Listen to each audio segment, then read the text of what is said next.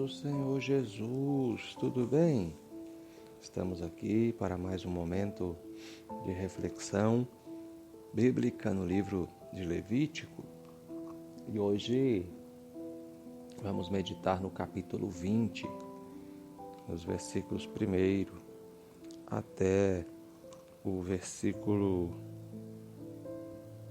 3, que diz: Falou mais o Senhor a Moisés, dizendo: Também dirás aos filhos de Israel: qualquer que dos filhos de Israel ou dos estrangeiros que peregrinam em Israel der da sua semente a Moloque, certamente morrerá. O povo da terra o apedrejará com pedras.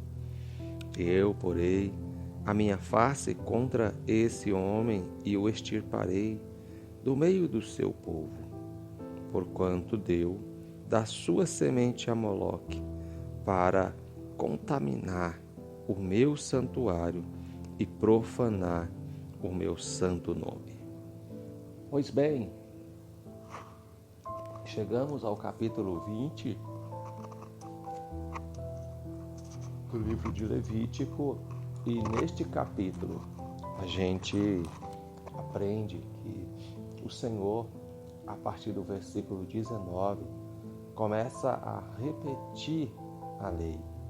E é interessante que este é um princípio que nós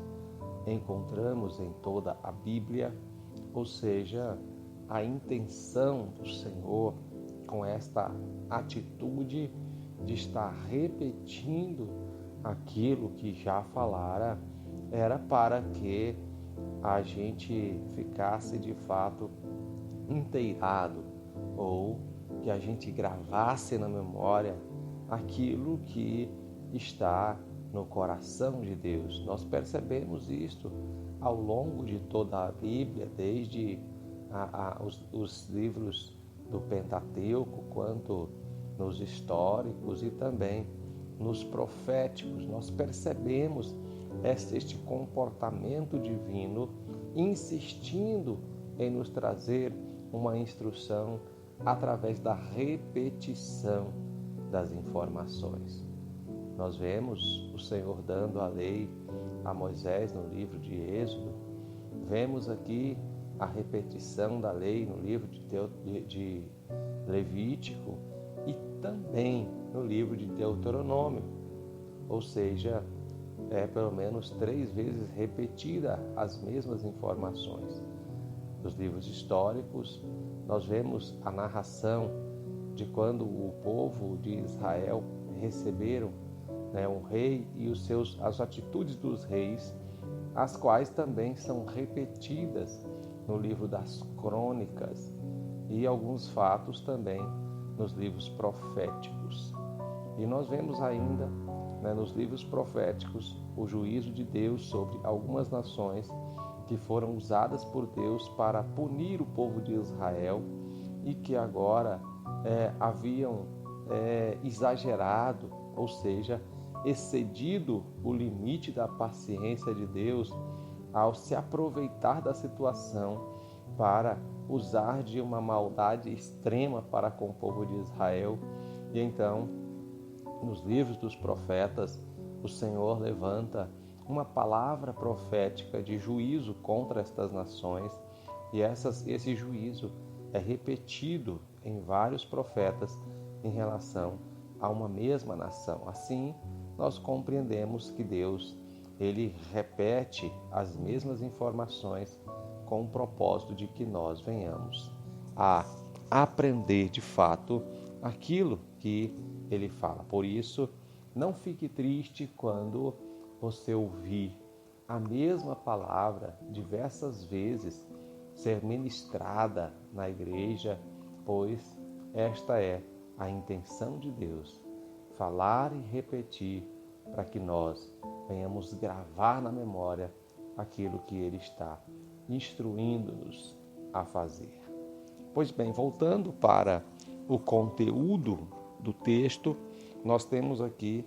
a palavra do Senhor falando a respeito de um assunto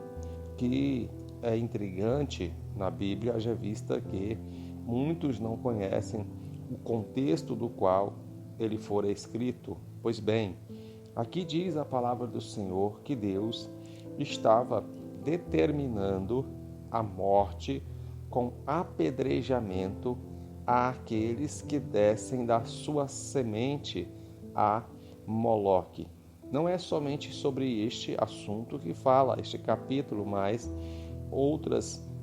ocasiões ou situações em que deveria se haver a pena de morte por apedrejamento àqueles que fizessem alguma coisa que aqui está listada como algo que era desagradável ao Senhor. Aqui nós temos este assunto que vamos discorrer hoje para a nossa reflexão. Ou seja, quando o povo de Israel, eles se voltaram para a idolatria, ou seja, deixaram de adorar ao Senhor como o único Deus verdadeiro, e eles então se voltaram para a idolatria, eles começaram a fazer as práticas das pessoas daquela própria terra que haviam sido expulsas pelo Senhor. E o interessante é que Deus os advertiu que eles deveriam se guardar de fazer aquilo que aquelas pessoas que foram expulsas da terra faziam, porque o Senhor havia se irado para contra aquelas pessoas e por isso os colocaram em seus lugares. Então, dos comportamentos, das formas de adoração que o povo daquela terra tinha era que eles sacrificavam seus filhos a Moloque, um deus pagão que, segundo eles, era o deus da fertilidade. E para aumentar então aí a família, as pessoas tinham esse hábito de oferecer, sacrificar, como o povo de Israel sacrificava um animal para o Senhor, eles sacrificavam os seus próprios filhos, ou seja, eles assassinavam os seus filhos em forma de oferecer sacrifício a este Deus. E isso, meus queridos, era algo que desagradava completamente o Senhor, e o Senhor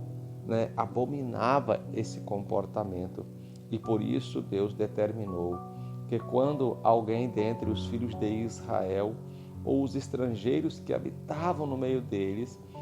oferecesse um sacrifício dessa natureza,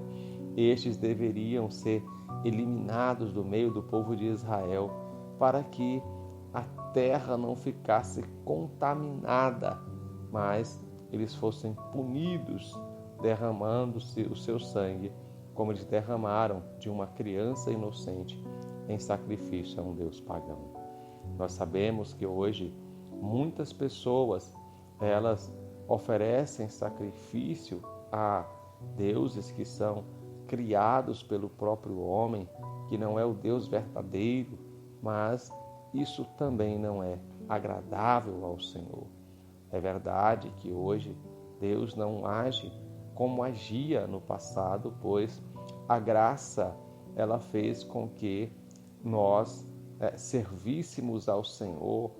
apenas de forma espiritual, ou seja, nós usamos